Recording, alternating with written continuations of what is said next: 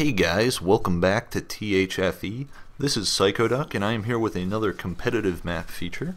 The map I'm showing you guys today is called Treetops, and it was created by Mocknizzle. And if you're familiar with a map like Guardian or Lockout, this map should look somewhat familiar to you, because this is a map in that same style. And behind midship clones and the pit wannabes, Lockout and Guardian style maps are pretty much the most commonly attempted competitive map types.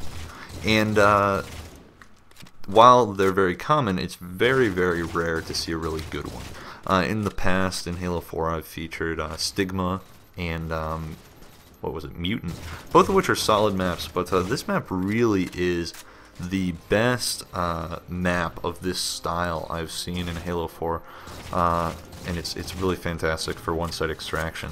So this map is, going to be best played for 4v4 games. It's not a huge map, and it's asymmetrical. It's centered around a central tree platform. That's why it's called Treetops. It's actually made out of rocks, but it's supposed to give that same treetop vibe like Guardian gave. I suggested the map be called Morningwood rather than Treetops, but I guess Mock didn't like that. So anyways, this map has 3 main towers surrounding that central tree platform.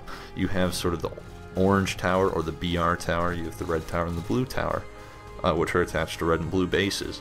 And the way the sightlines between the 3 towers works and the way those sightlines crisscross over the rest of the map is really cool, and it's really exciting in terms of how teams hold those positions in Slayer and whatnot.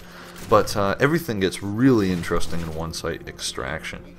So I'm going to talk about that in a minute. I want to fill you guys in on a few other details first regarding the weapons. So this map has a speed boost on top mid, right in that exposed central platform. But that speed boost can be pretty useful, but it can also be kind of dangerous because this map has a lot of edges that you can fall off of, obviously. And when you're moving faster than normal, it's even easier to fall off. So you really got to watch where you're going with that. There's also an energy sword, which is pretty useful. It spawns kind of over by red base, and that sword can be pretty useful, but it's in kind of this little drop downy ledge to grab it. And the other weapon on the map, the main power weapon, is the sniper rifle, which spawns kind of between blue base and the green building, which is where the map's grav lift is. And that sniper spawns out on this exposed little walkway that you have to go out of your way to grab it. But once you grab it, you have a few options. You can either do a risky little jump up to get up into blue base, or you can kind of run over through green and all the way through the bottom of the map and take it up to the orange tower, which is arguably the most powerful sniping position, but it requires you to move a lot once you grab the sniper through this fairly risky area through the bottom of the map. So that's a really cool dynamic, and those weapons are really useful in the right hands. Yeah, so other than that, this map is not like other Guardian-inspired maps in that most of those kind of rip particular elements out of Guardian or Lockout. This map doesn't really do that. It has some areas that are definitely similar to areas in those maps, but nothing is shamelessly ripped off from those.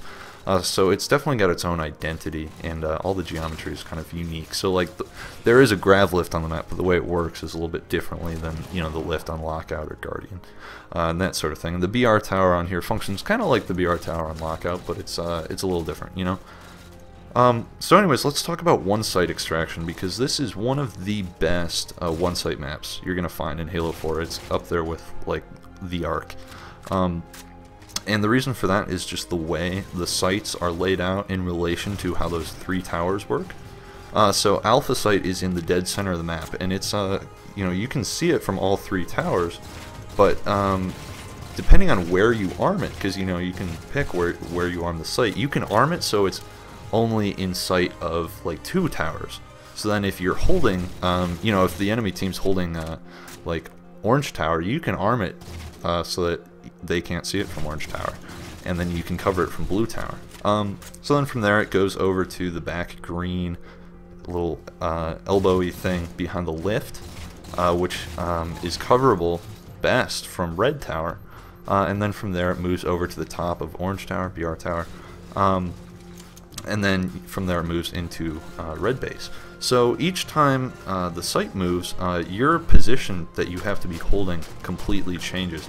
Or if it doesn't change, the way you'll use that position completely changes. So it really keeps your team on the toes, and anticipating where the next site is going to be and setting up on it is incredibly important. And that's a big part of one-site extraction in any map, but that's really you know, a huge factor here. So it really keeps you on your toes, and map knowledge is really, really important for that, as well as, you know, just knowing the geometry of the map, because like I said, it's really easy to fall off the map if you're not paying attention or if you're not familiar with it. And there are loads and loads of cool jumps you can do on this map, you know, that you'll just find over time. Some of them were intentionally built into the map, some of them, you know, there's probably a million jumps on here that Mock didn't even intend for, you know, that people are going to be finding for months. So it's a really great map, really, really fun for one-site extraction, but, you know, a solid Slayer map. You could even play free-for-all hot potatoes or something on it. So yeah, it's a fantastic map for some really competitive play, though.